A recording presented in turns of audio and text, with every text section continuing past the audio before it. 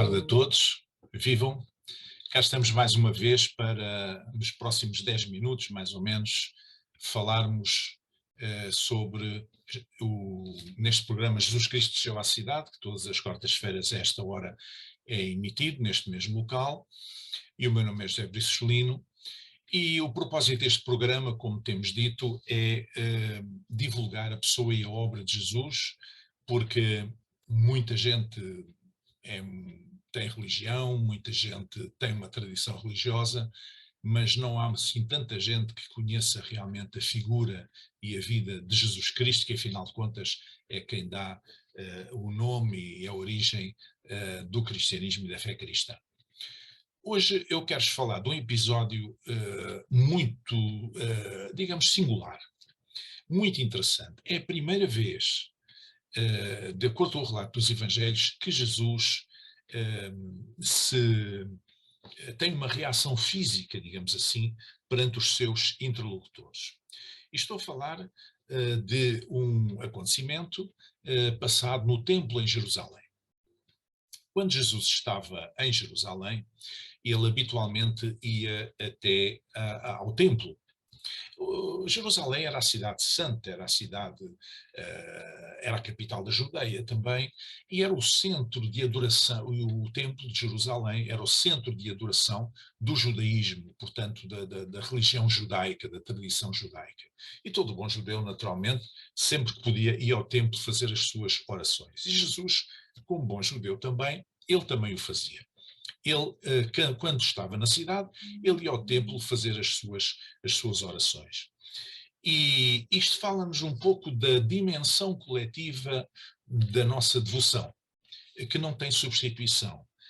A fé cristã tem duas grandes vertentes, tem uma vertente, digamos, podemos dizer, pessoal, e tem uma vertente coletiva. Na vertente pessoal, nós oramos a Deus, falamos com Deus, meditamos sobre a palavra de Deus, lemos-la e meditamos nela, e digamos que é a nossa relação pessoal com Deus, não tem substituto.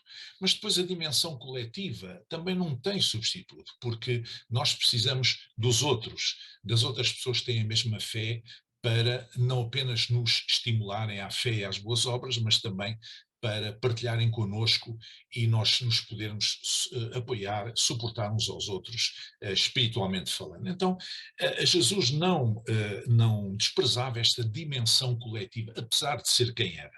Apesar de ser quem era. Naquele dia, ele foi ao templo para fazer as suas orações, e ele foi surpreendido por uma espécie de mercado que estava ali montado no pátio, chamado Pátio dos Gentios. Eram pessoas a vender animais para as cerimónias do sacrifício que se fazia no templo, eram pombas, eram bois, eram ovelhas, eram pessoas a cambiar moeda. Portanto, havia imenso vozerio, muito imundície, mau cheiro, ruído, e uma falta de reverência pelo local onde estavam. O pátio do templo pertencia ao templo, era uma das dependências do templo, embora fosse aberta, mais aberta para os gentios. Então, há momentos em que, de sacralidade que não podem ser banalizados. A dimensão do sagrado é fundamental para o equilíbrio do ser humano, para o equilíbrio humano. Este pátio, chamado Pátio dos Gentios, um pátio exterior, mas enquadrado dentro do templo em si, do complexo do templo, era a única parte do templo onde era permitida a entrada a pessoas comuns, a gentios, isto é, a não-judeus. Pessoas que naturalmente criam em Deus e eram atraídas para ir ao templo. E esse pátio servia para amparar o estrangeiro, e dar-lhe um lugar de adoração e assim poder vir a conhecer o Deus dos judeus. Era a função essencial do pátio dos gentios.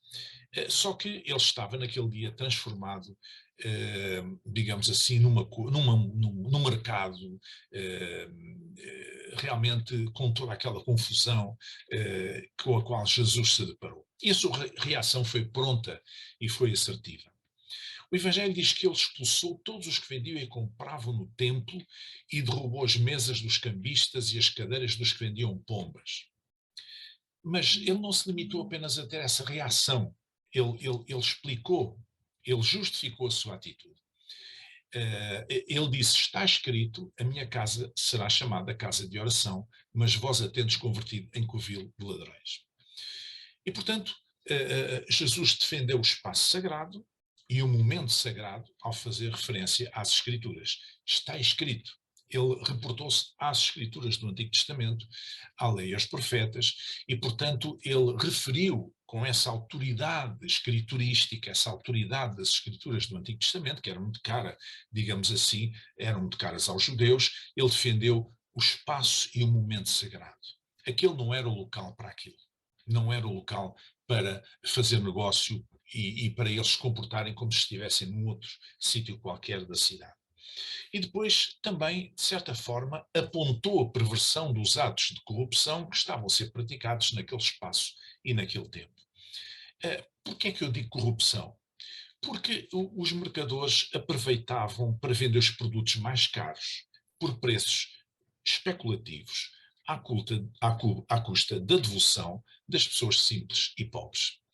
Naturalmente que as pessoas que vinham ali não vinham com um boi atrás e nem sequer com uma ovelha, e portanto para eles era muito mais prático ali no templo poderem, ou ali próximo do templo, poderem comprar, digamos, o animal para o sacrifício, de acordo com a lei de Moisés.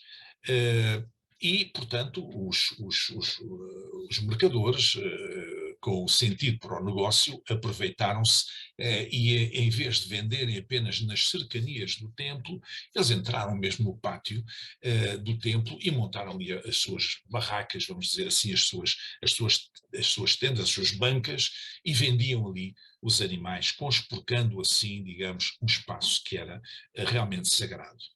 Ora, o pátio do templo simboliza a vida de cada pessoa, que muitas vezes também está cheia de ruído excessivo, de vozearia, está cheia de confusão, de imundícia espiritual e de falta de espaço para o sagrado. Ora, quando a vida de uma pessoa está cheia de todas estas coisas, resta pouco espaço, pouca oportunidade para um acesso a uma relação com Deus. E, portanto, as pessoas pensam em tudo, têm tempo para tudo, têm disponibilidade para tudo, mas não há espaço, não há um momento para o acesso a uma relação com Deus.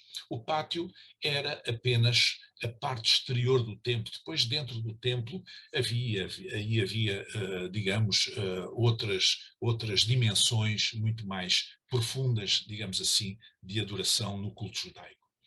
No fundo, o que Jesus fez foi restituir aos adoradores as condições necessárias e suficientes para entrarem na casa de Deus sem banalizar a sua relação com Ele.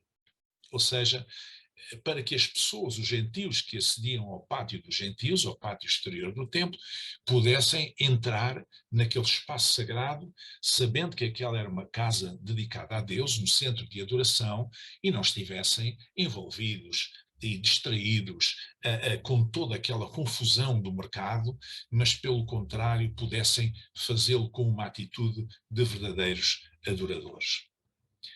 É interessante que um dos evangelistas conta que logo a seguir a este acontecimento, Mateus conta isso no seu evangelho, diz que foram ter com ele ao templo, com Jesus, ao templo, cegos e coxos, e curou-os. Ou seja, quando o nosso coração está limpo e preparado, grandes coisas acontecem. Quando nós limpamos o pátio, que é a nossa vida, digamos assim, e nos dispomos para entrar no lugar sagrado, para uma relação com Deus, então as coisas podem acontecer, o poder de Deus pode se manifestar na nossa vida, com certeza. Eu deixo aqui mais uma vez este e-mail, que está aqui ao meu lado, JC Desceu à Cidade, de Jesus Cristo Desceu à Cidade, @gmail.com, e convido quem tiver interesse em enviar um e-mail com algumas questões, algumas perguntas sobre isto ou sobre outra questão qualquer relacionada com Jesus ou com os Evangelhos, que eu prometo que responderei nas próximas semanas, quando voltarmos com o nosso programa. E despeço-me assim, desejando uma boa tarde a todos. Fiquem bem. Até a próxima.